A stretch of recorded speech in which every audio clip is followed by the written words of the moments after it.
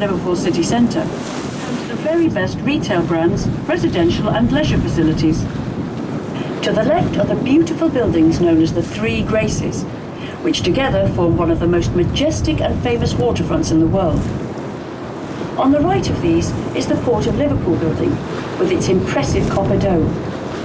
Opened in 1908, the design came from a rejected competition entry for the Anglican Cathedral. In the middle stands the Cunard building.